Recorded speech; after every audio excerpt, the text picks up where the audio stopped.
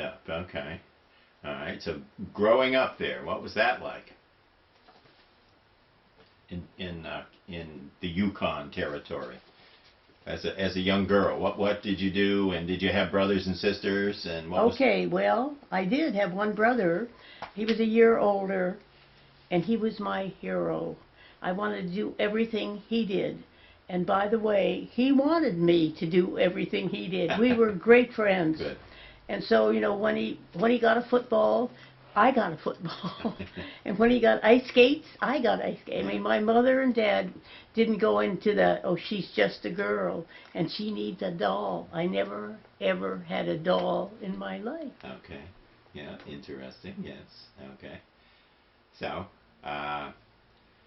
growing up, how long were you in Canada, or in Alaska rather? Okay. In the I was in Canada for, you know, a very fairly short time, because my dad was then sent to Colorado. Okay. And he became a professor at the University of Colorado, and he ended up as the president of the University of Colorado. Okay. Okay. And I went right along. Yeah. I loved being in Colorado. Yeah. And you mentioned a very special relationship with your mom. Your mom was a My nurse. mom was a delightful character. Yeah. She'd been everywhere. Her mother died actually in childbirth, so mother didn't have a mother. Okay. And they didn't substitute like a grandmother became her. She decided that she and dad could just be fine together. Yeah. So, I mean, she and her dad. So she was very, very much a person in her own right. She could do anything, go anywhere, speak to anybody, and she was just an absolute delight. Okay. Okay. I couldn't have had a better mother. Okay. Because she wasn't, you know, overly protective of her little girl. Yeah. She treated me like a real person. Okay. Okay.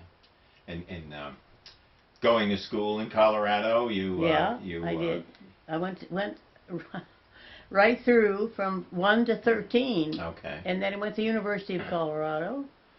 I went to graduate school. Okay. I was in English literature. Oh, wonderful. Yeah. Which I loved school. Yeah. The more the merrier. Mm-hmm. And I wasn't great in school. Yeah. You know, I wasn't like I was an A student all the way through.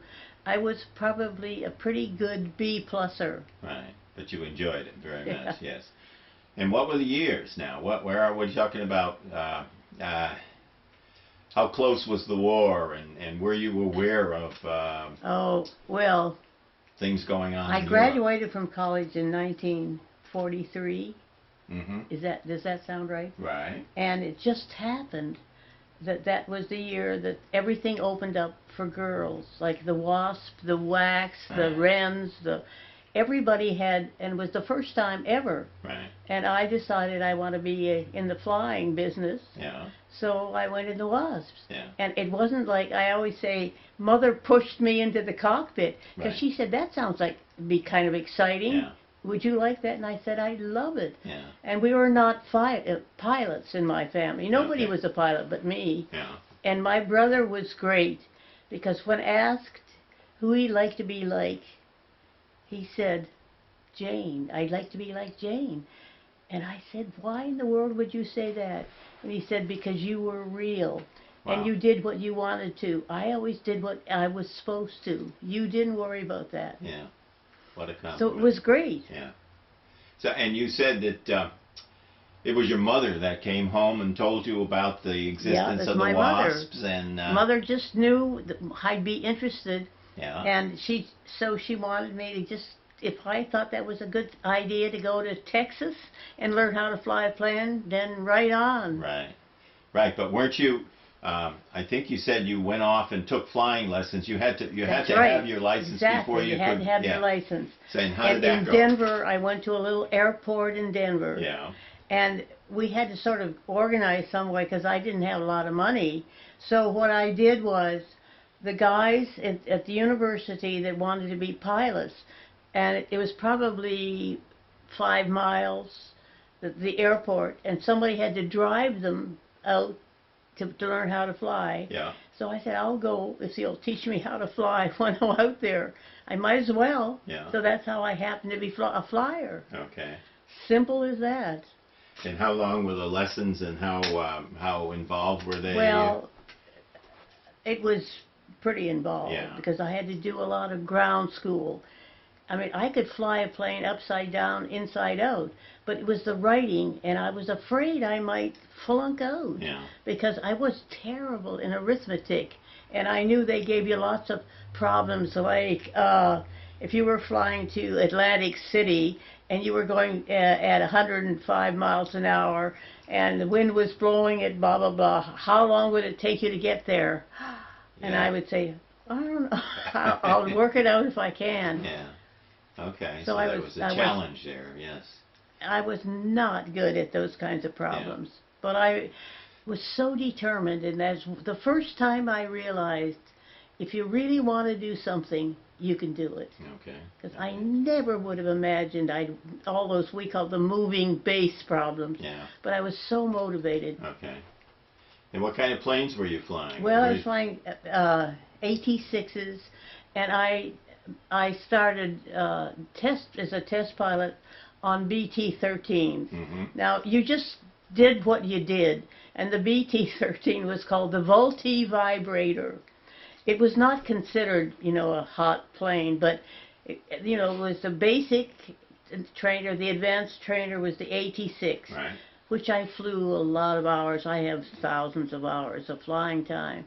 But I realized that the Vultee Vibrator didn't make you a princess.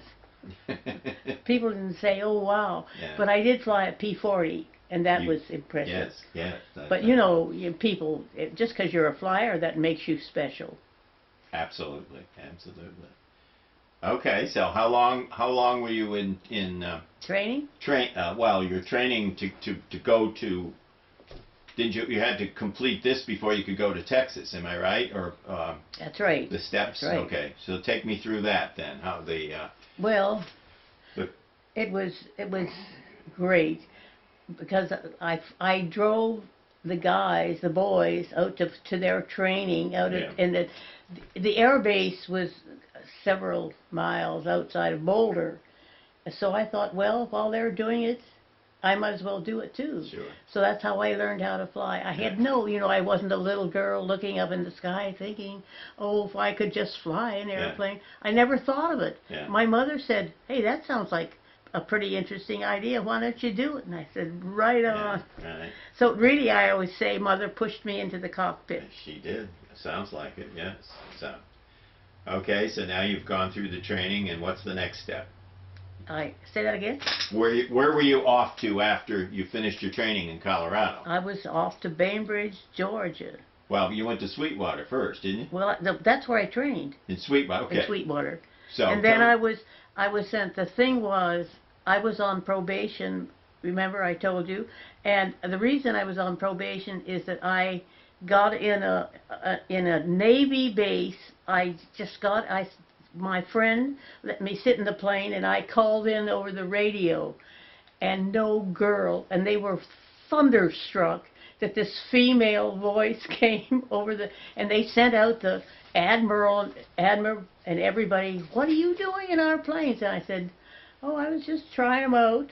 So What base was that, Jane? Where that was in Bainbridge. In Georgia? Yeah, Okay. and the thing was, you see, all this was brand new. Yeah. So anything you did has never been done before. Mm-hmm. So the commanding officer was just horrified Yeah. that some female was out in his Surprise. beautiful airplane. Yeah.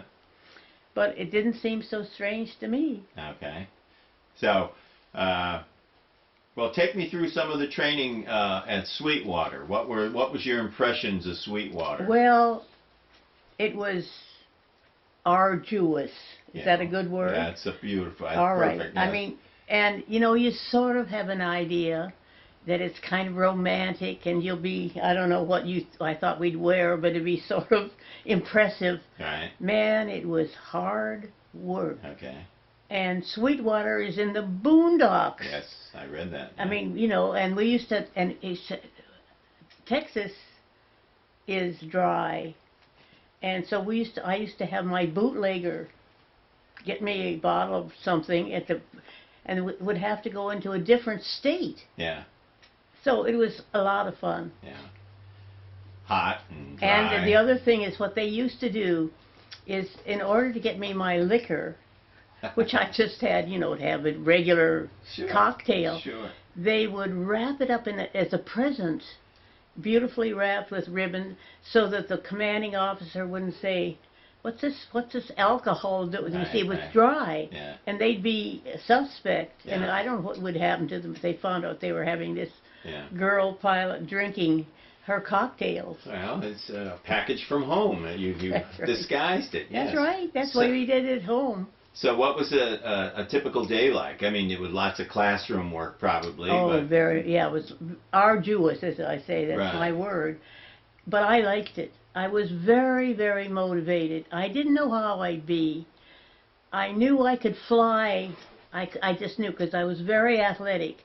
But it was the ground school. Yeah. Because they were tough questions. Yeah. Like if you're going a certain number of hours and the wind is blowing a certain, how fast it was blowing, and then how long would it take you to get to Buena Vista or wherever you were going. Yeah.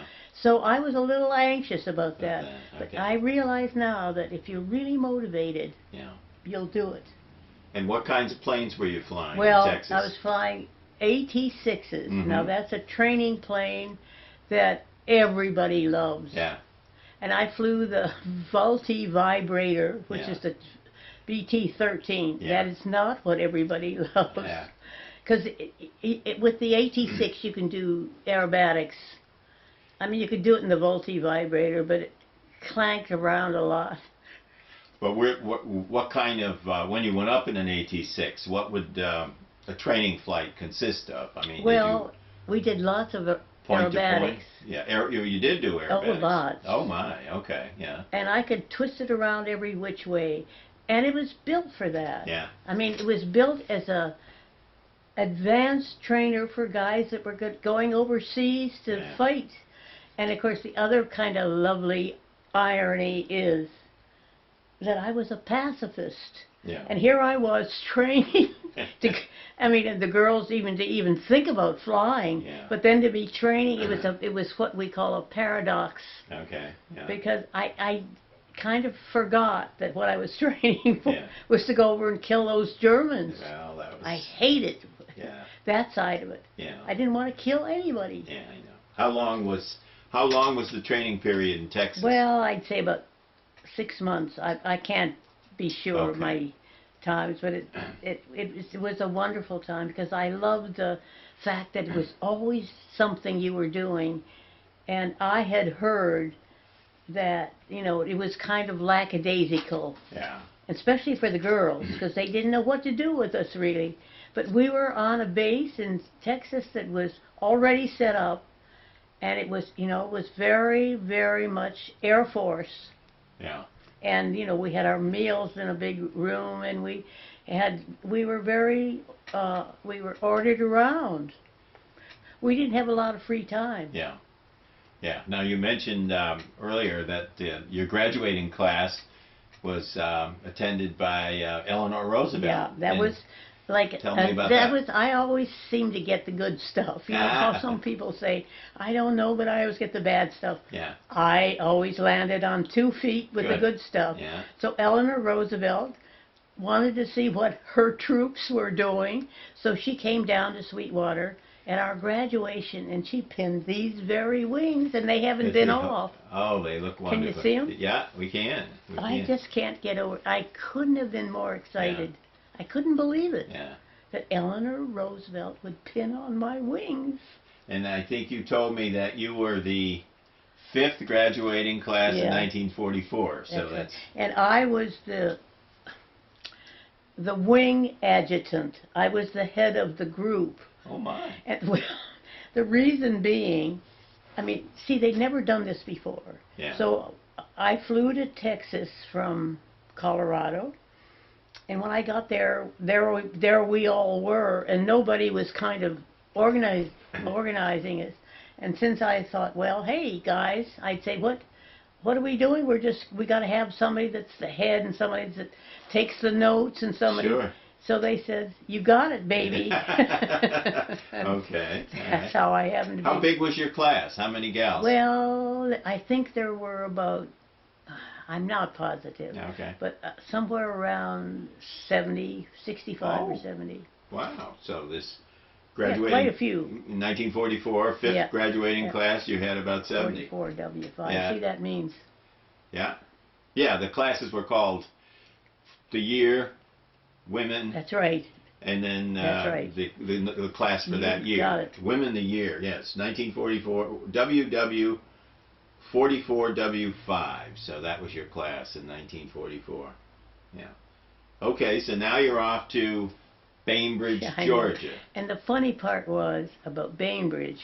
Yeah. Now, Bainbridge, Georgia is in the Okefenokee Swamp. I was on probation everywhere I went. Now, I didn't. The only people that knew that I was on probation was like the head of the base, like the colonel. Right. I mean, it wasn't well known that I was on probation because I'd gotten into a cockpit of a Navy plane, and you just didn't do that. Yeah, yeah. So, but it didn't really affect me, except that they were always on the watch to see that I didn't do some Something else. harebrained thing. Yes, right. So what was the typical life like in Georgia? What was a typical day for a WASP in Georgia? A typical day was maybe not what you'd expect, because the air base was away from any city, really. Yeah. We didn't have, and there were no guys. And so, but the guys, the thing was, the base was off, what's it called? When you can't, off limits? limits. Off It was limits. off limits Yeah. to any boy. Ah, okay. Because they all wanted to come in and see these cute little numbers that were Yeah, flying around. plane. They couldn't get near it. Yeah, And so it was very strict. yeah. Or they'd have had fires from everywhere Yeah. to see what these girls were doing. So we never saw a guy. I never had a date, Oh, which my. I didn't mind Yeah. because the work was so strenuous. You just had to keep right on You the didn't ball. have time for that, right? Or on the stick, as we Yeah, used to call yeah, it.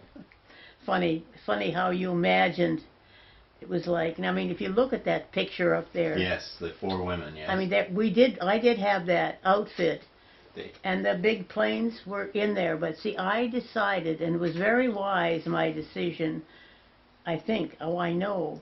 But I knew that if you flew one of those, it was just like driving a great big truck. B-17, But when you flew a single engine, yeah, you had you control. could do it. Was Yeah. really piloting. So I was smart in sticking with a single engine. Yeah.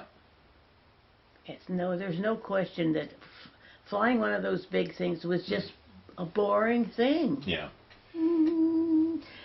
Couldn't turn them around, couldn't zip them No, upside no. down. You're right, like But a truck. that's a nice picture. Oh, it's it wonderful. gives you the feel. It's clear definition of what the WASPs are all Exactly, about. Yes. exactly. And that's what we wore, those Yeah. handsome outfits. Now, what did you do while you were based in Georgia? I mean, did you have an assignment, or were you... Yes, we had assignment. What kinds of things did you do? I know you guys, you ferried airplanes, you towed targets, you had all kinds of assignments. What were some of the things that you did? Mine, I was a test pilot. Okay. Now, that's a wonderful word. Yeah. But what it meant was this. I was sent to a base. Now, when you are on an air base as a guy, every time you fly, you have to write down in the Log it Form in. 1, Yeah. it's called, Yeah. where you went, what you did, Yeah. how fast you went. All right. Now, they didn't just accept what these guys said. I had to go and do what they said they'd done and see if that was possible. So that was our job. That's interesting. It's really funny because we were, of course the boys were wonderful, but they just say, "Am I doing okay?" And they were so good to me because they thought I'd give them a good grade. So you had to verify what they were That's doing. exactly How interesting. right. How interesting. Yes. And it worked very well Yeah. because lots of them washed out, but they washed out before they got to us. You know, it was. Mhm. I mean, they could tell pretty quickly in the Air Force who was going to make it and who wasn't. So I don't what would a typical test flight be? I mean, if you Well, were- it was pretty arduous. For example, you had to do figure eights, and you had to fly, turn, fly, upside down, downside up. And by the way, you'll be interested to know, and nobody believes me when I say this, but Girl Scouts honor, Okay. when you're upside down, you don't feel you're upside down. And so what they say is always watch your instruments. Don't trust the seat of your pants. Okay. And the girls that flew by the seat of their pants were the ones that either didn't make it or Right. were washed out. Yeah. You had to look at the. Now I'm not exactly sure why that was. Yeah. Do you know the expression trompe d'oeil? It's a French word, meaning seat of your pants. Yes, I think it. Yes, All I know. right, Yeah. and that means that you got to pay attention. Yeah. It's the same thing with the car. Yeah. When you drive a car, you don't feel like you're going 75 miles an No. hour unless you pay attention, because Right. you get used to the feel. It's a good. And that's exactly what Yeah. happens in a plane. Yeah. So this was what you did. So did you travel around to do test piloting other than Georgia, or did you just do it in Georgia? Well, yeah. I did a lot of ferrying, What did you and ferry? so we'd get a notice from the headquarters that whatever 10 planes had to be ferried from Georgia to, I don't know, Louisiana. Okay. And so they just say you, and you. And of course, they didn't pay any attention to whether we were girls or boys. Now, what I said to the commanding officer, I said, now I'll do anything you want. I'll fly on Christmas or Thanksgiving, but if I fly for, say, 4 days, I really want somebody, for a buddy. I don't want to fly with just guys. Yeah. Because, oh man, it was terrible. Yeah. Because, we'd go into a base and then they'd have to find special rooms for the girl. And Yeah. many of them they had stand-up toilets. Yeah. You know it's what interesting. Yes, You know yes. what I mean? They didn't I do. they weren't set up for girls. Sure. If you've ever tried Yeah, being a that- girl in a stand-up Can't toilet. work. Can't work. It's not pleasant. Yes. No, it doesn't work. Okay. So how long would one of these ferry flights be? And It depended a lot on how far you were going, and it depend. You got orders from headquarters, and they just say, 6 planes from Bainbridge to East Jabru. Right, right, you yeah. say okay. You saluted smartly and off you went. and how did you get back? Did you? Then that's interesting. I'd Yeah. forgotten about that. There's a C-47, I think. It was a big The Goonie Bird, yes. big plane that would just take us all home together. Okay, that's, yeah. All right, It was really fun. yeah. What kinds of planes were you ferrying, Jane?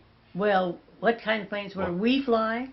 When you would ferry something, what? Well, it would mostly be AT-6, BT-13. Okay, Not the Piper Cub. That's the one, Right. that little guy that you Right. start out in. yeah. How about, you mentioned flying P-40. P-40s, Yeah. okay. I mean, I like to say I had a couple of 100,000 hours in the P-40, but I didn't. But Yeah. I had a few, Yeah. and it was once you learn how to fly, you can fly anything. Is that right? Okay, okay. That's sounds like a good description. All right.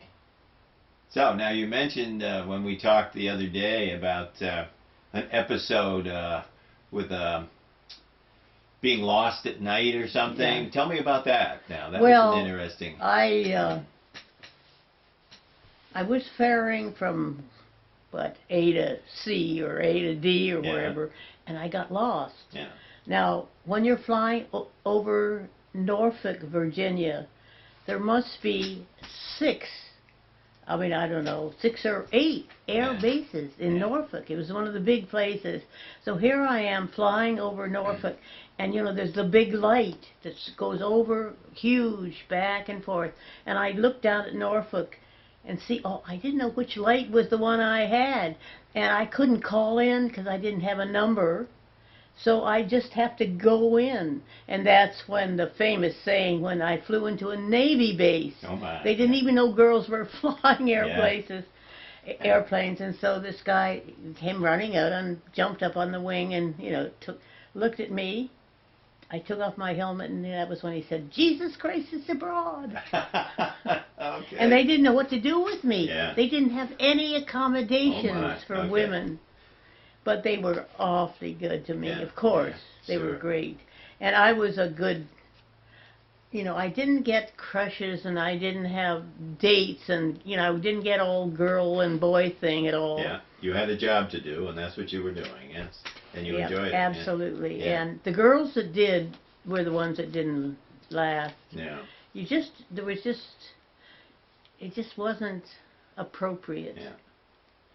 Okay. And my husband was in the Air Force, but he washed out. And I always compliment myself, but I also compliment him. Once we got together, we never talked about flying because I didn't want to embarrass him. Ah, yes.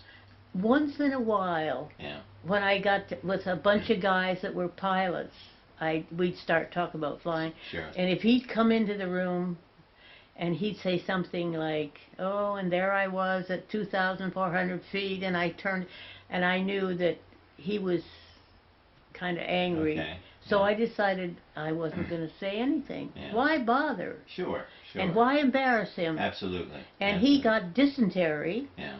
I mean, if you get in the Air Force, if you got ill or sick, end of. With the girls, they might give you a couple of days when you were menstruating. That's right. Yes, you have. That's right. You got 2 days or free 1 pass, or 2. yes. Yeah. Funny, isn't it? Yeah. But the men didn't get any second chance. Wow. So that was part of flight school. You got sick, you were gone. Exactly. Yeah. So how did you meet your husband now? Tell me about that here. Well, let's see. Where was I? Well, I You was were in at Georgia. You're in Georgia. I was at a big air base, and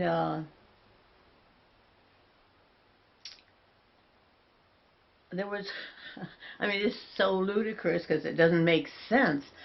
But just because I was in the flying an airplane didn't mean I wasn't interested in other things. Sure. So I found out there was going to be a big pottery exhibit in Georgia, and it really was highly touted and advertised.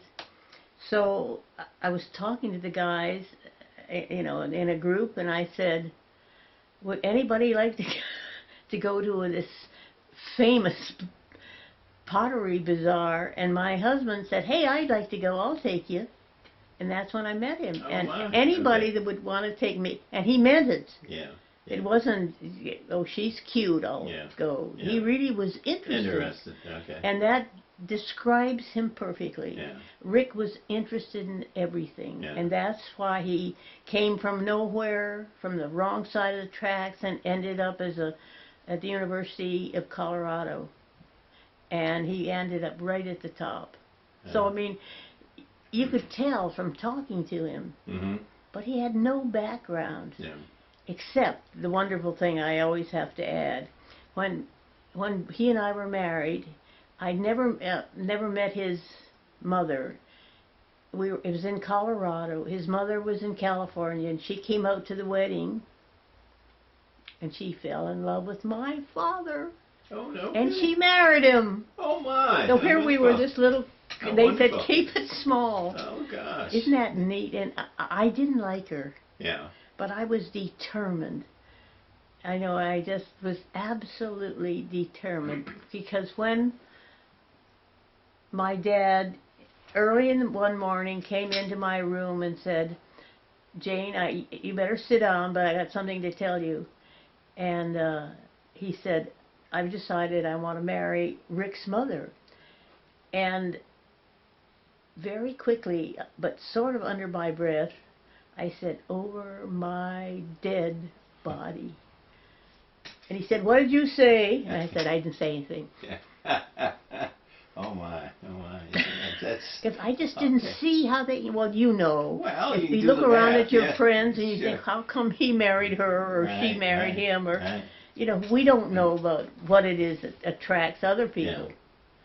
Now you said your father was involved with the University of Colorado. He was a president. And now Rick is involved with the University of Colorado. So Well, you Rick is no longer with no, us. but this is the story Way goes. back, You yeah. went back to That's Colorado right. That's and right. settled. And the thing that was so surprising to me and was so delightful is that Rick's background was the opposite of mine. He was from California, and he was a surfer, you know, and he was a hot rod driver, and he was hot stuff. Yeah. Well, when he got to Boulder, he saw very quickly that wasn't our lifestyle. Yeah. And he got along beautifully with my dad, who was, you know, the Rhodes Scholar, the president of the university. Oh, yeah. They were buddies. Yeah. So I was very pleased about that. And Dad really did like him intensely. In fact, Rick had that capacity. He's the kind of guy, maybe this will strike you, he's the kind of guy that if he picks up a book and reads the fly cover thing, Yeah. and he talks about it, he doesn't say he's read the book, but that's the implication. Yeah. And he could carry it off. Oh, okay. I couldn't. I mean, I couldn't carry it off. I couldn't pretend I'd read something I hadn't read. Sure. He was fabulous. Yeah, yeah. Always remember that. Yeah. You had some interesting. You said his assignments were, he was. Didn't he write some books or write a book, or you went to, you lived on an island or something? Yeah. Yeah. Tell me about that. That's right. Well, now I've sort of forgotten why we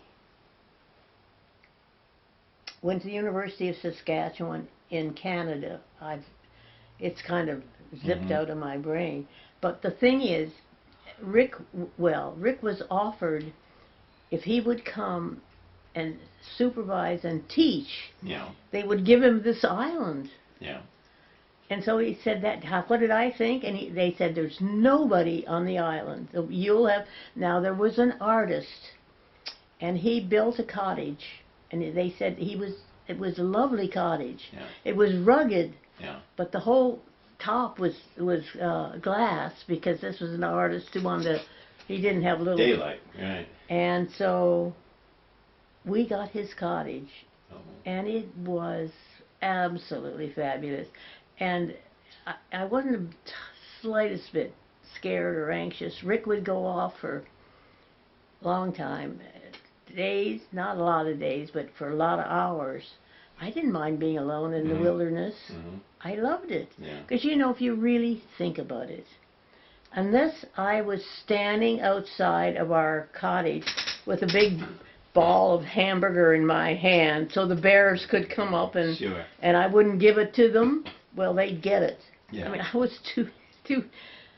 was pretty smart, and so I just didn't have any food smell around me when the bears, because they didn't know that I was a stupid old lady, a young lady, so I didn't have a problem with that, and I wasn't afraid. I just was smart enough to know, just don't tempt them, because they don't know they wouldn't have any idea that you were a human being, that they shouldn't take, you know. How long were you on this island? I think we were there for about 7 years. Oh my goodness. Yeah, wow. we went every summer. Just for the summer. Now this is Canada, and so in the wintertime, it's pretty. You don't want to be there, right? pretty grim. But we'd get into in the fall and into some of the rough weather, and the lake had to be open because we had to take a boat. But we had lots of exciting times about getting the boat over and all kinds of things. People coming on the island. But see, the thing is that's wonderful about people is you don't get robbers it's coming right. to a little, You're alone. you know, yeah. I would, Sure. you know, when people say, well, weren't you scared? And I said, scared of what? Yeah. Wasn't yeah. anything to be scared of. Yeah. As long as I didn't have food around me, the bears aren't going to hurt you. Yeah. Yeah. You know, there's that wonderful television program with the guy that makes friends with the bears. I don't know. I see. Oh, it. I saw that. Yes. Yeah. The grizzlies And I mean, if you are good to them, they'll be good to yeah, you. Yeah. Yeah. That was an interesting, interesting thing. Well, getting back to the wasps now, let's talk about, did you ever see Jackie Cochran? And tell me about that. When and where? Well, she was despicable. Yeah.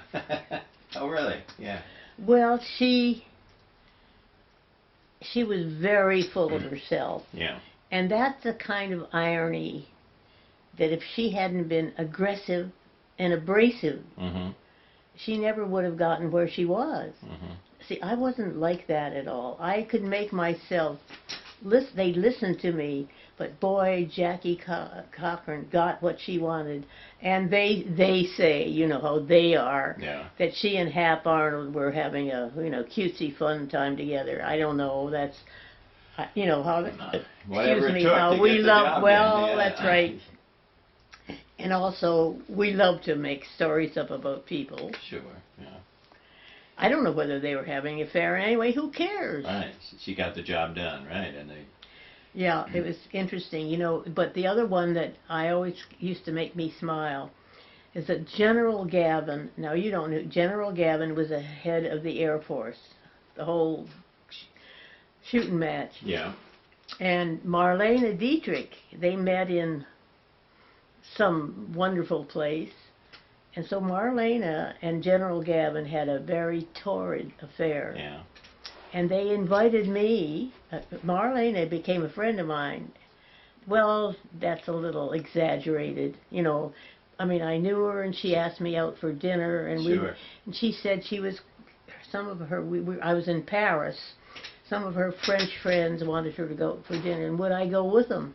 And I said, well, I don't have anything to wear to go out for dinner with your French friends. She said, just come as you are, and I had my uniform. And our uniform had to be, well, the uniform you wore in the daytime, and I didn't have time to go home and put on my dress uniform. I only wore it about 3 times. Yeah. And she said, you're fine. And of course I had just old shoes on, and the girls, the French girls, ooh, they looked gorgeous. Yeah. I loved it. And Marlene, you know, her famous song, Symphony, she sang to me. It was marvelous. Oh, nice. It was, and I've never, I guess I don't know how to put it. Maybe you'll think, I'm not embarrassed, or do I get nervous about people that are famous? I mean, I can talk to anybody. Sure. And so Marlene and I got along just very nice. well, and we had to go down. She was taking the Jeep down to Nancy, that's down in southern France, and I was going to go down to the south for some reason. She said, come along with me. So I had a wonderful trip with her, Nice. and that was a treat for me, Yeah. because she was just the nicest person. Yeah.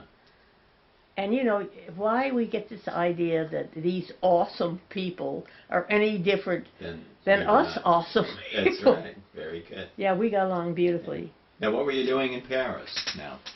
You said you met her in Paris. I did, didn't I? Well, I was stationed at Orly Field. Yeah. You know, Orly's the big Lindbergh's, international. Right, yeah. God, I had fun. Yeah. What was that like? Yeah. It was just delightful.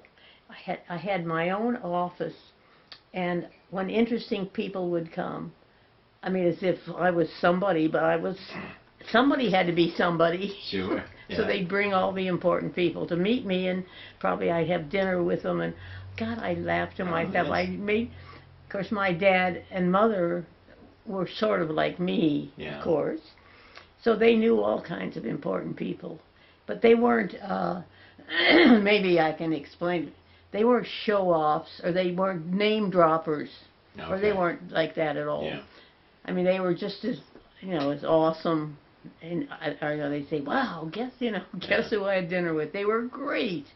And I was so proud of them because, and they didn't rush in and get their hair done or, put on something fancy. Sure, yeah. They took everything in their stride. Yeah. I think that is the part about my mom and dad. They could meet anybody, anywhere, anytime. Yeah. They did. Yeah. What was you said you had an office at Orly. What? You said you had your own little office at Orly Airport in Paris, in France. Were you still in the WASP then? No. Or were you the Red No, Cross? that's the There was other a- delightful Okay. irony. All right. See, the reason I joined up was I thought I'd be with the American Red Cross. Because that's what my mother did. She was 5 years in the First World War. You She said was that, right yeah. at the front. Yeah. And so I wanted to kind of do the same thing. Yeah. So I ended up in the American Red Cross, which was right at the front. Yeah. And I became sort of a nurse. They said, well, we don't have a nurse. And I said, well, I'll be one. And I was a nurse. Oh, Well, you can learn a lot Sure. on the job. Yeah. I mean, I didn't have anything like I had to,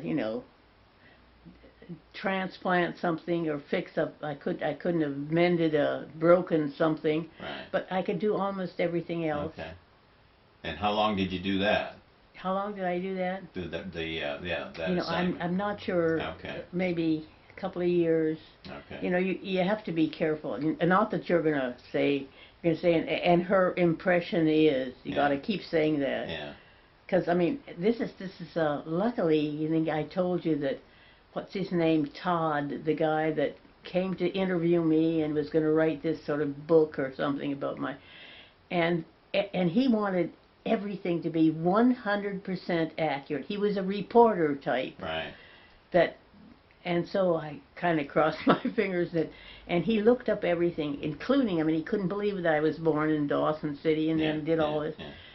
Well, I didn't make I was so pleased Yeah. because I think as I do, we've read about, people in the Air Force, for example, that have exaggerated Oh yeah. the things that they did, Right. giving you the impression that they were very important. Well, everything I said I did. Atta girl. But when you were in the Red Cross, this was after your time in the WASPs? So it's 19. Is the No, war? let's see, how'd it go? See, I wanted to get into the service right away. And presumably for reasons I don't quite remember, even though I could fly, I had to, sort of in the meantime, I went into the Red Cross. And found out how great it was. Yeah. Because the fly girls didn't go overseas. Mm-hmm. See, I went to France and Germany and Switzerland. Yeah. It just happened. Yeah. So you joined the Red Cross to get overseas and have that experience. Okay. Yeah. Yeah. Well, that's not. Well, that's true. But I joined the Red Cross because I liked the sound of it. I was really doing something that was helpful. Yeah. And I really was, oh darn, I don't know what the word is, but I didn't want to just do something for the glamour or the glory or at all. Mm-hmm. I wanted to do something that mattered. Yeah. It was always like that. And that saved me. That was very good, because I felt I had. Mm-hmm. Mm-hmm. So, actually, I won the war all by myself. Okay. You were in England too, right? Tell me about England. What did you do in England? England and France, yeah. Oh, it was terrific. Yeah. But I wouldn't have if I'd been in the Air Force. I see. Okay. It was the Red Cross was the thing. The Red Cross girls went everywhere. Now, I had an idea in my head that I wanted to go to the Orient because I'd never been there. Well, fortunately, my best friend went to the Orient, and in the Red Cross, and she said to me, we corresponded and telephoned and stuff. She said, "You made the right choice." I mean, it's not the kind of life that I'm really comfortable with. Yeah. Sitting cross-legged with chopsticks. You know. Okay. She said, I'm having a great time, but it's limited. Yeah. She said, you made the... Okay. Okay, I certainly did. Yeah. But I don't know if you had the choice, you know, going to the Orient or going to Europe. Mm-hmm. I'll bet you'd choose Europe. Oh, I would. Yes, yes, yes. Now, where were you when the war ended? Do you remember? Yeah. Uh, I was on the boat. August of 45. They announced that the war was over. I was on the boat coming or going to somewhere. Yeah. You know, it's funny. I really realize now that if I'd been a secretary type and jotted things down, or somebody doing my memoirs, but I just wasn't. It's okay. Yeah. So I had to, I mean, I said, I'll remember. Well, yeah. Okay, so the war is over, and then what? What did Jane Miller do, or Jane? And the war was over. Yes, and you did what then? Well, now see, I can't remember if that's when I went to graduate school. Okay. See, I still wanted to go to graduate school. All right. But you just have to take it or leave it. I'm not exactly sure Okay. All right. where that fit in. But see, Rick and I had met and had decided to get married. Okay. But in the meantime, I wanted to go to graduate school. Yeah. So we did both. Sure. We both went to school together. Okay. I mean, at the same time. Yeah. He was a freshman, and he was, because he was in the service, he took called OA English. That means not the regular English that regular students take. It's the service guys who don't know from peanuts. Yeah. It's called OA English. Okay. Now, what would that stand for? Oh, yeah, I don't See, know. isn't it funny? You these words, Yeah. OA, what?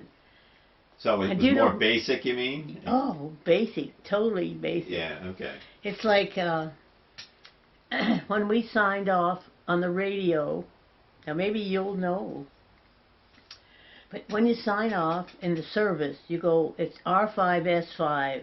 That means you're going off. Mm-hmm. I didn't know what that meant, Yeah. but you just did it. Yeah. R5S. I've thought and thought, what could R5S meaning? But You knew you had to say it. You just didn't know what the acronym meant. That's right. Right. Okay. Okay. Hmm. So where did you settle after the war? Did you in Colorado? The both of you? You said. Yeah. You Well, Rick wanted to go to school. Yeah. So he was in freshman English when I was in graduate school. But he was such a great, I mean, I just can't get over him. He was never embarrassed by having to introduce me, or he didn't act, diffident, or, well, I really could have or wish I had been, but unfortunately, he was always just fine. Yeah. That he and he passed me up so fast. Because he was a real student. Yeah. He loved school, and he Okay. loved graduate school. And I really admired him for that. Because he never, what's the word? He never lorded it over me or underlorded me. He never was embarrassed by the fact that I had so much more education than he had. Uh-huh. But he knew that we were on the same page, pretty much. And your children were born where? In Colorado? One was born in Saskatchewan, Okay. Saskatoon, Yeah. and the other was born in Colorado. Okay. Yeah, I remember when in Boulder, you weren't, when you had a child in the hospital, you didn't just bring all your family in. There were restrictions. And so I remember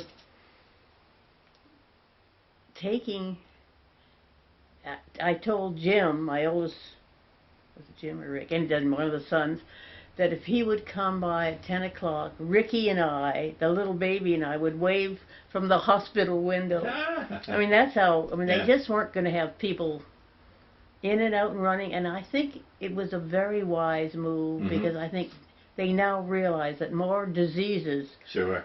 are brought in from Yeah. just The outside, yes, I understand, yeah. very interesting. And we've learned that now. You Yeah. don't mess around with just having people in and out and in and out. Yeah, yeah.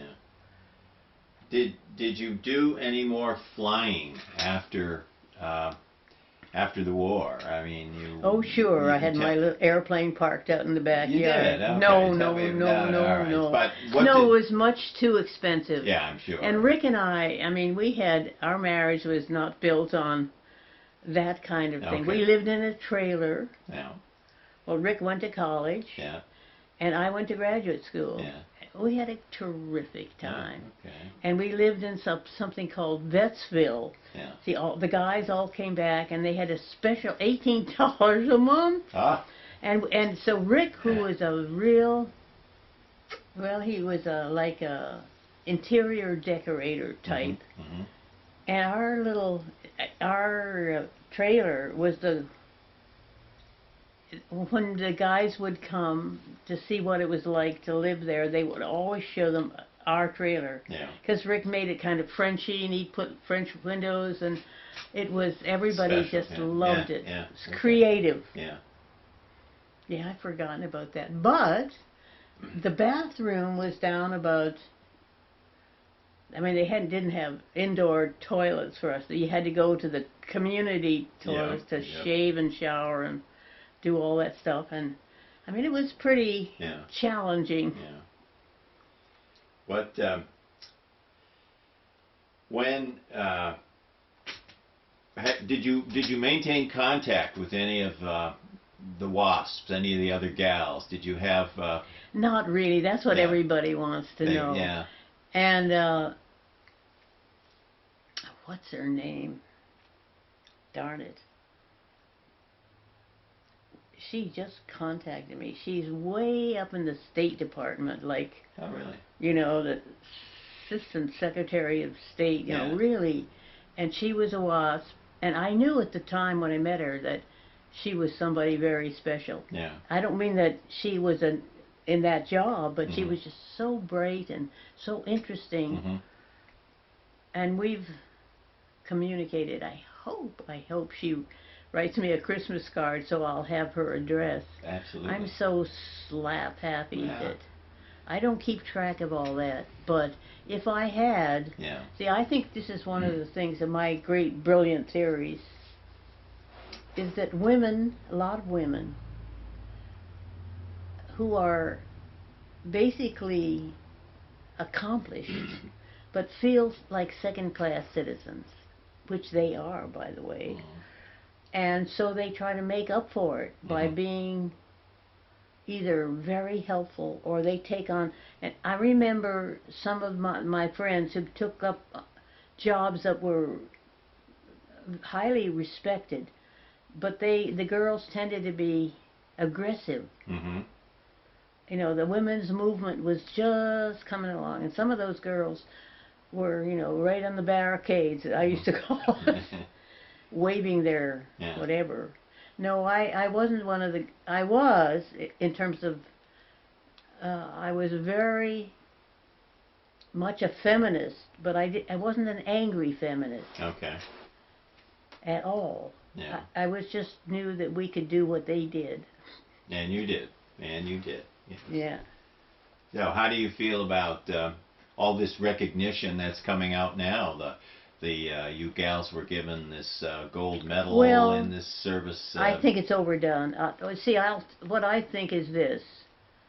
I think it's a good thing, a very good thing, but it shows you how second class we were. I mean, they were given much more credit than we deserve. I mean, we're just doing the things the guys did, but they don't get all the credit. Yeah.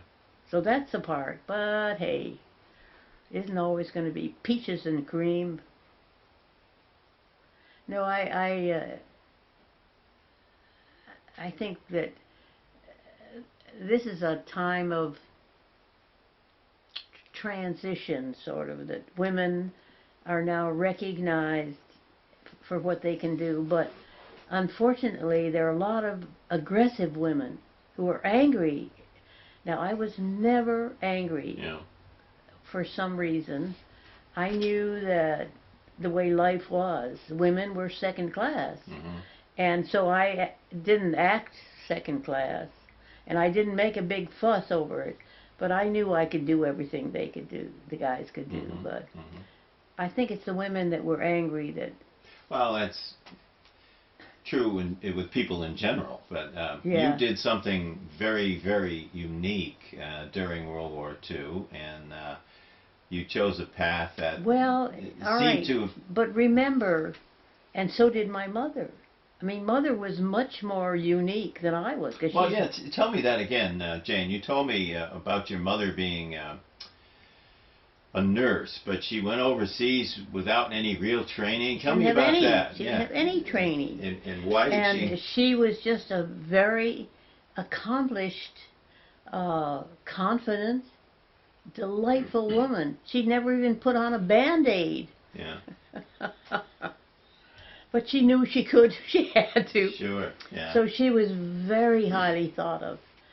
And it was sort of like, well, I think maybe I've told you, but her mother died when she was born, when Mother was born. Said that, and yeah. so she was, and they didn't have Never had a mother, surrogate right. mother. She just was fine.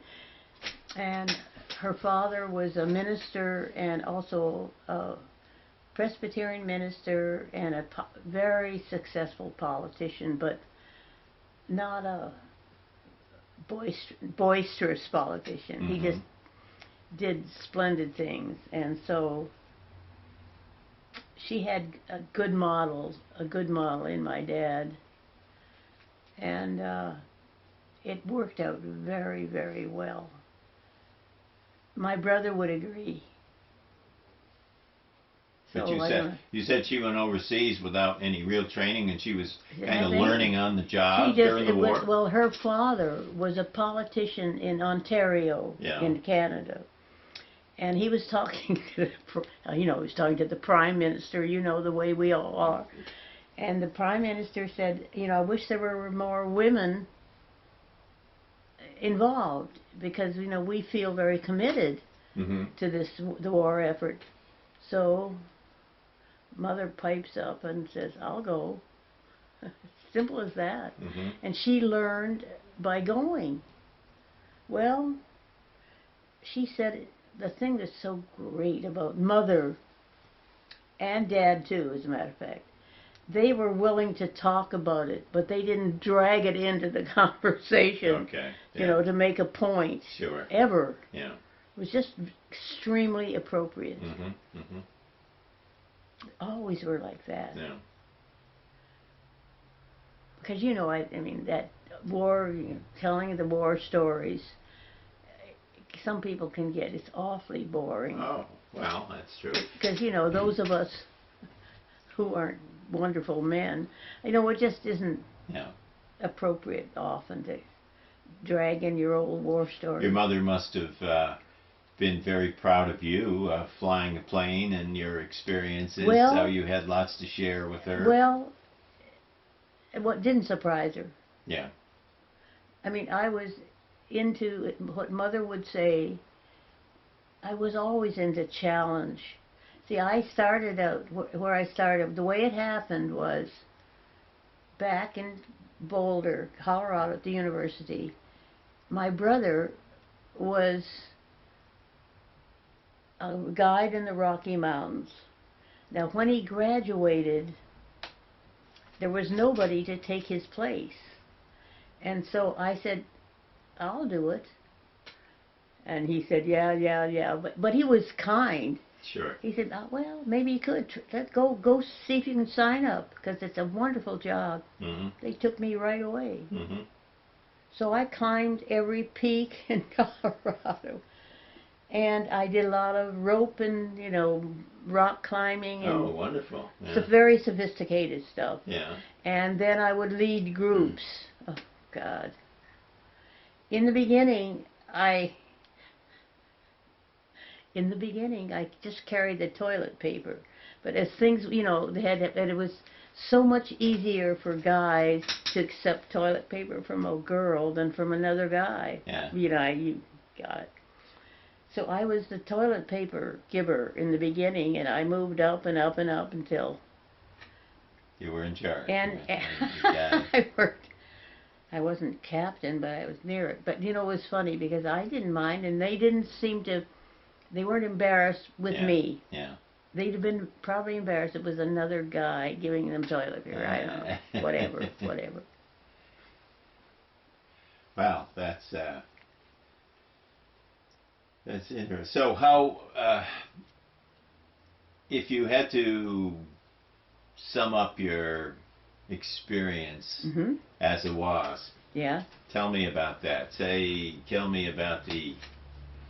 Well, again, there's a kind of irony because I'm not an American, and but I felt like an American. Sure. But I was born, Dawson City. After all, I was Yeah, in Canada. Yeah. My mother and dad are British and Canadians. I mean, but I remember the Air Force wouldn't take me unless I was 100% American. So I had to go through the whole business of being naturalized. Oh, really? Oh, And it okay. was a pain in the neck. Yeah. Yeah. With all the immigrants. Not that I minded. I liked the immigrants. Sure. I mean, we had a great time. Yeah. They were my kind of people. Yeah. But it was sort of oh man, I had to read and reread the Constitution. I knew it better than anybody. Sure. Except those guys those immigrants. It's a sort of irony. I guess it was Abraham Lincoln who probably learned it better. I mean, we didn't know a lot about the Constitution. Sure. There was no need to. Yeah, right. So you became a citizen, and that enabled you to be part of That's the. right. Because, boy, they sure as hell weren't going to let me in any Air Force if I wasn't an American. Yeah, yeah. So I did all the things, and it was such fun. I'll get that. I got it. I sat with with all the immigrants, Yeah. and it was a great experience because they were so proud Yeah. to be an American. Now, I was ambivalent because I thought it was pretty okay to be a Canadian. Sure. Yes. But why do you think?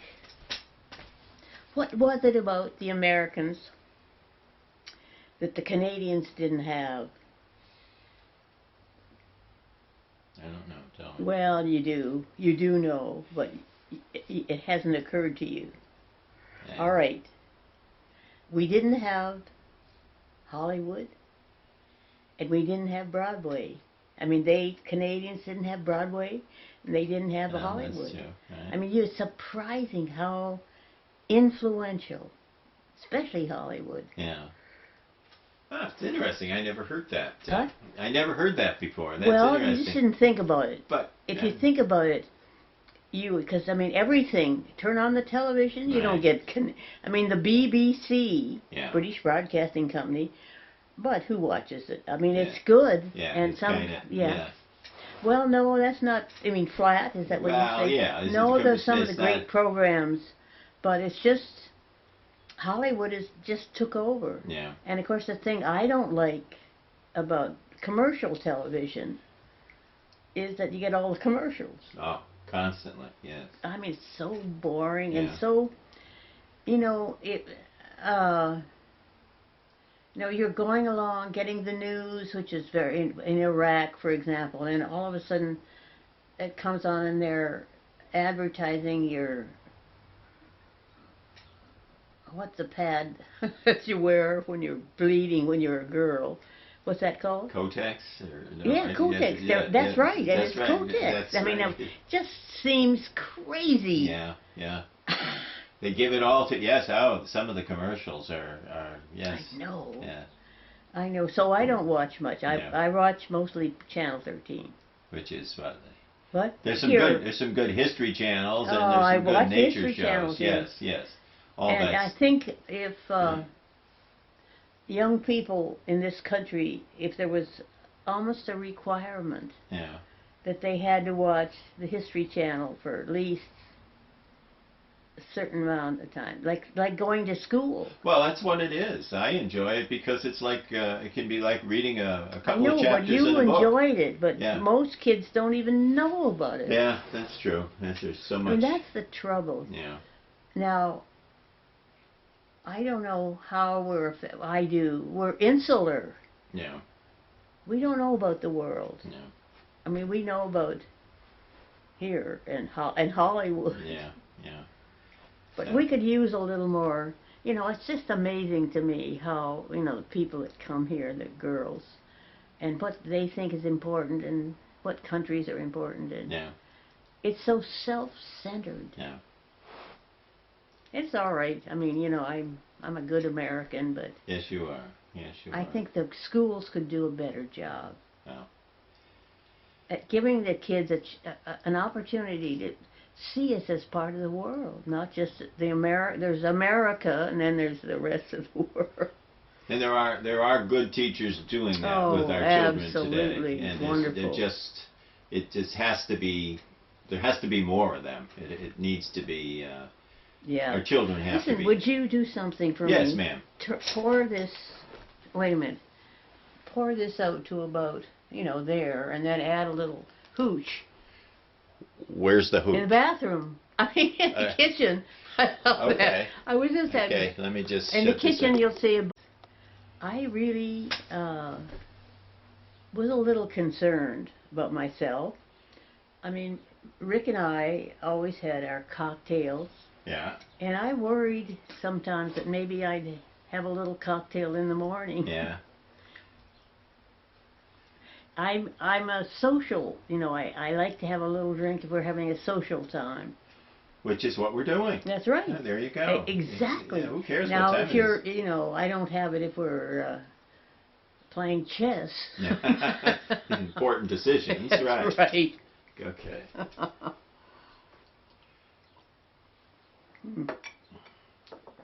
That's good. Did I make a good one? What you put? Yeah. It's a little rum in there. Ah, That's excellent. good. Yes. Okay. I think rum is better than vodka because rum doesn't. Vodka has a special liquor taste, Yeah. whereas this is excellent. Good. Good. All right. Good. Yeah. So where are we in the? My God, I want to know more about the WASPs.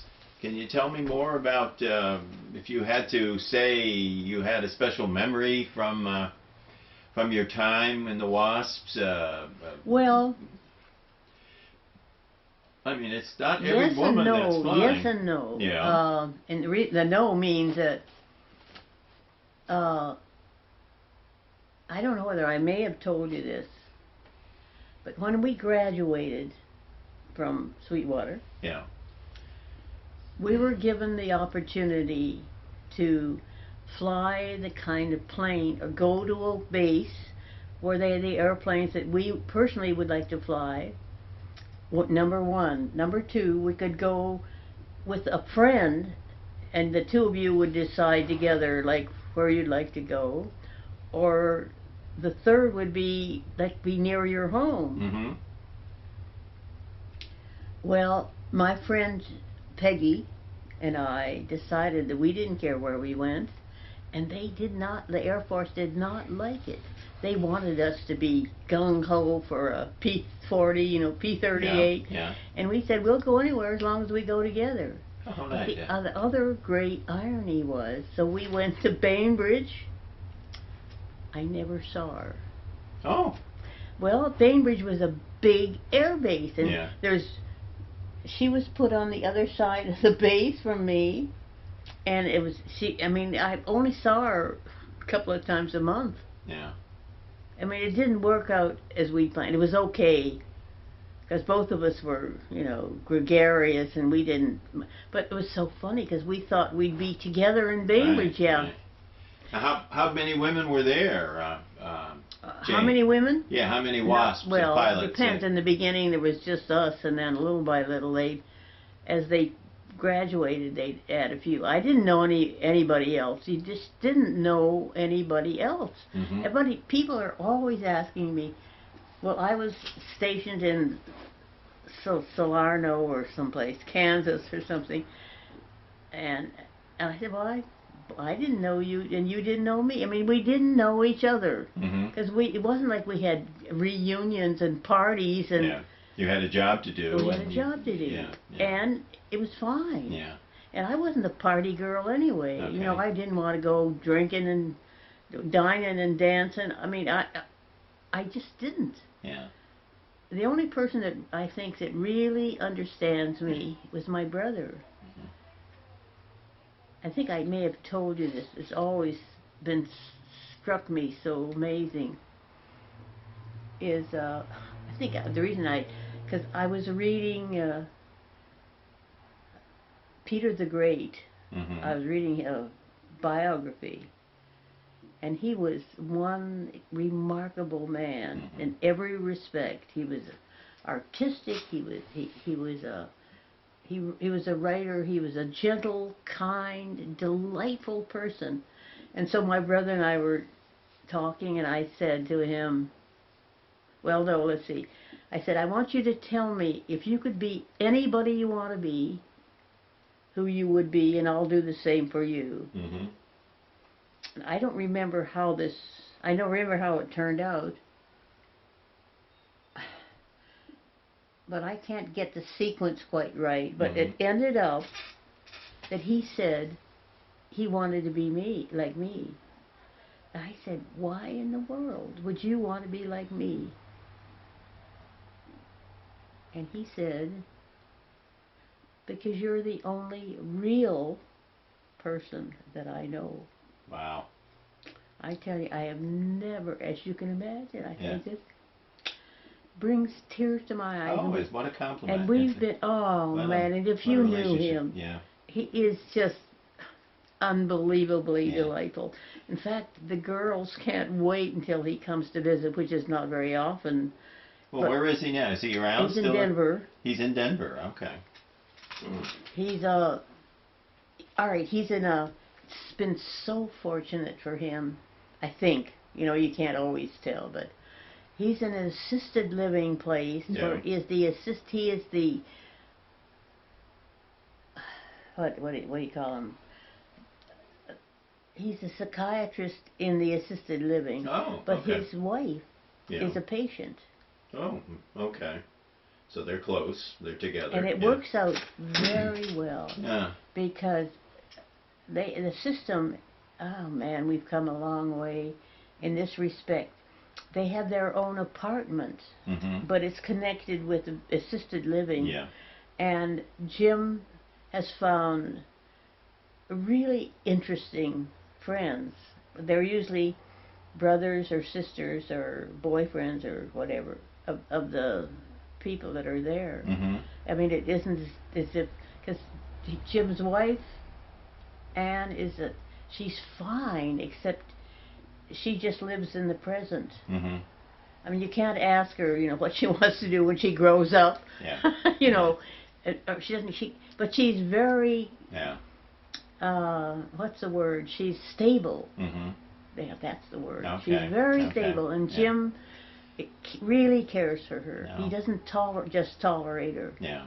She is very special to him. I mean, it's a lovely, lovely marriage, and he gets along so well. Now, she was married for a short time. Well, I don't know how long, maybe a long time, and she had a son and a daughter, and Jim has become a great sort of surrogate person. I mean, it's just worked out extremely well. Oh, that's good. When did you see him last? Pardon? When did you see him last, Jim? When did you see him? Well, let's see. Well, he came to see me. Well, what happened is he can't leave her. Oh, okay, So when her son lives in, well, I think in Texas, but when her son comes to visit her in Denver, Jim jumps on the plane and goes to Connecticut. Okay. I mean, it's worked out very well. Good. And I'm not a I'm not lonely, you know, I don't, Yeah, yeah. why? Now it's ironic that, that I'm here because the only reason I've said I'm here is because of Rick Yeah. being at Yale. And Yeah. I mean, where am I going to go? And people say, well, why don't you go home? And I said, where? I forget where that is. Where? What did Rick do at Yale? You said that's right too. Yeah. He was He was a professor there. Yeah. Yeah. Okay. He was a population ecologist. He was Okay. Mr. Wonderful. Yeah. That was when population ecology was in its Yeah. birthplace. Yeah. Yeah. And he went all over. And I was a person he could leave and the kids, and we had a great time. We didn't Okay. have to have him. But in fact, it was better. And you know, it's funny how quite a few women have said, well, weren't you worried about him? Weren't you jealous, kind of, that he was off in the big world and meeting all these people? I said, not really. Yeah. I said, we were such great friends. Yeah. I mean, he wasn't out screwing, or even if he was, I said, I don't know. I knew, and somebody said, one of his friends, one of the women, he said, Jane, he always loved you best. Yeah. I always remember her Yeah. saying that. Oh, nice. Oh, nice. So, you know, we had just such a great relationship. Okay. Because, you know, I sort of picked somebody that I could see living with forever. You know, Yeah. it wasn't like kind of a tempestuous sort of, you know, kind of a, it was a really a long-term Mhm. commitment Mhm. we both made, and it worked out very well. And my two sons, I mean, crazy as they are, they're great. Yeah. Now they went to the. You said some of your family went to the ceremony in Washington. Hmm. That was just recently. My granddaughter Okay. and my grandson. Yeah.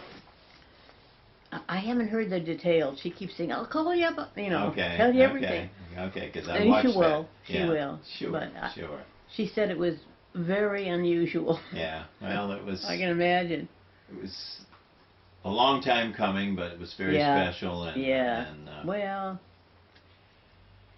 well, Jane Miller, I don't know. I came to talk about your time as a WASP, and I've gotten to know a very special gal who's done some very special things in life with thank you. wonderful people. Well, I agree. your I couldn't family agree life more. is- I mean, I've been very, very Yeah. lucky.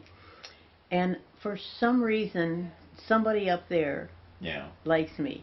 Because I've always landed on my feet. You know, there are some people who always say that, oh, God, I just always landed on one foot, or Yeah. things didn't go well, Yeah. or, you know, I have no tragedy. Yeah.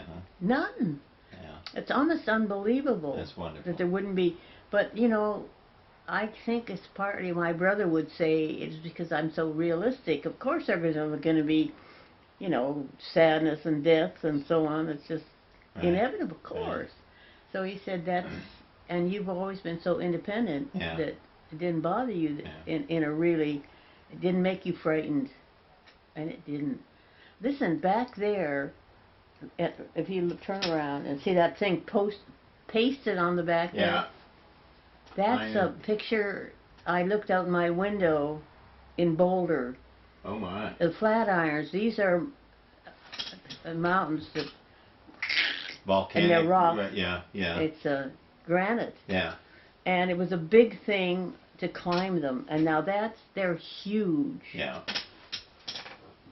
It's hard to tell from Yeah. the picture quite, but they're gigantic. And the third Flatiron, I think that second one is the third one. Anyway, there's one Mm-hmm. that it was a challenge for all the kids, the students, to just, if you could climb the third Flatiron. Well, I've climbed them all, sort of course, because living there. The second one that just comes into the picture Yeah. is a piece of cake, but Yeah. the third, Yeah. whew, that's a real, you know, and probably there are a lot of people, it's like in every other field, a lot of people say, oh, sure, I climbed the third ladder. Yeah. Yeah. Yeah. You know, it isn't. It was a real. You had to have rope experience, you know, and special hobnail boots. I mean, you didn't Absolutely, just yeah. go climbing the third Yeah. flat iron. You've done it all, Jane. You've done I it certainly all. have You had a have. lovely time. Well, I wanna thank you for this Go ahead. very special. Thank you Go for this ahead. very special opportunity Oh, to meet you certainly. and hear your wonderful experience Mhm. and the things you've done. Well, I feel very lucky to have as nice a man. I mean, you know, I had this guy is young. I always say young man because everybody's younger than I am. You know, but Rod, and he was a reporter. You said that, yeah. And but he wanted to know, you know, every date. Who cares whether it was 1943 or 1944 or 53 or, I mean, you know, the dates just give you a kind of a idea. But it's not important that you have to pin No. it down exactly. No. And no. he spent time saying, now, can't you try to remember? Yeah. I mean, and especially, I mean, why would I'm not the secretarial type, you know, that writes things down and Right. keeps track of. And I maintain that that's the reason I'm so comfortable with being my age, and because I don't say, oh God, when what, you know, Yeah. I don't get frantic Right. at all. Well, that's good. That's wonderful. Remember, I say, you know, I only know 2 dates. One is when I was born, and the other one I've totally forgotten. Well, And it's true. I mean, dates. What does that say? Unless Right. you were born on the 4th of July, which my husband was. Yeah. No. But I always said, oh, Rick, it's so sad because you could have 2 special days. You could have the 4th of July one day and then your birthday. But you got to have 2 great dates, and they're the same one. Yeah. We laugh over that, Yeah. but it is true. Well, Jane Miller, thank you. Mm-hmm. The Central Connecticut State University thanks you, and the Library of Congress thanks you for this wonderful opportunity to hear your story. So what'll I get for all this? You will get a CD and a copy of our conversation, the minutes of our discussion, Fine. with the dates, and maybe we'll try to get them listen, as close as possible. whatever is just fine. Thank you. with It was me. been a very special opportunity fun. to meet you. Well, you know, I like people like you that are, I don't know, you just ask good questions. Well, it was. There's plenty of good ones to ask with you. That's. That a boy. I'm going to zoom in on your wings. Okay. Can I do that? You bet. Yeah, let's get like this. Oh, come on. Oh, go away. Okay, here we go. All right. Oh, beautiful. Jane Miller, thank you. Central Connecticut thanks you, and the Library of Congress thanks you. Well, thank you, because without you, all this wouldn't be spread from here to Hilary. Wonderful. Thank you so much. You're welcome. Nice.